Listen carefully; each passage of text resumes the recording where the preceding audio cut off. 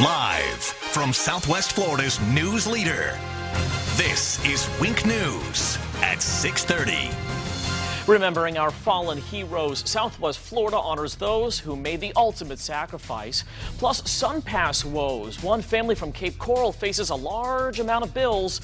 What they say is the problem and the effect it's having on them.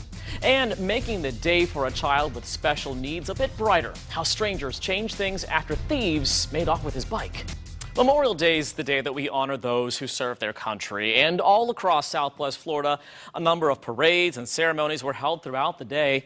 In Charlotte County, loved ones gathered at the Southwest Florida Vietnam Wall and the new Veterans Park gazebo, which was finished just in time for today's events. Wink News reporter Erica Jackson captured the ceremony here at Lashley Park. And Cape Coral held its inaugural Memorial Day parade today. It was hosted by the Southwest Florida Military Museum.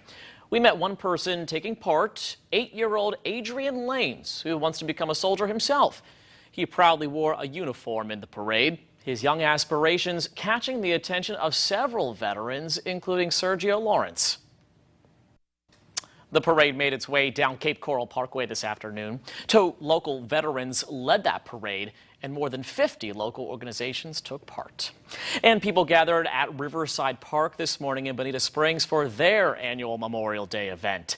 Those at the event said it's a day to reflect and remember. The mayor says the event gets bigger and bigger every year. It's hosted by the city, the sheriff's office, and more organizations. One of the speakers was the former commander of the American Legion Post 303. There was a 21-gun salute and taps to wrap up that event.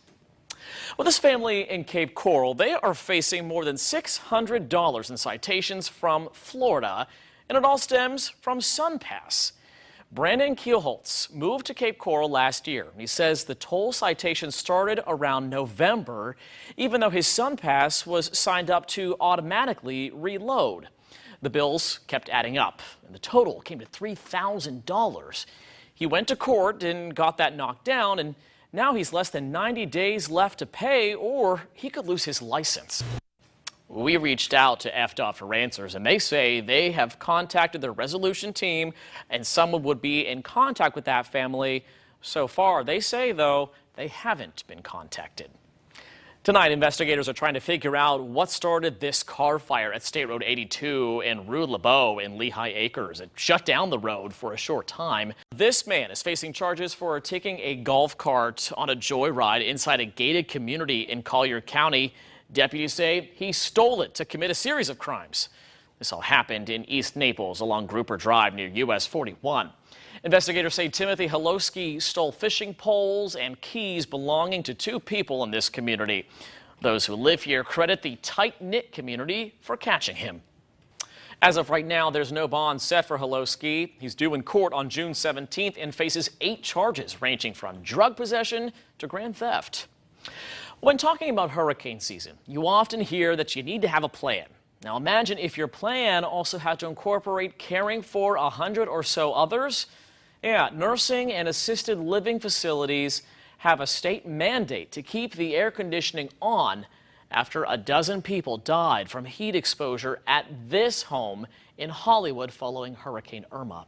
Wink News reporter Erica Jackson digs into why some are running into problems trying to comply.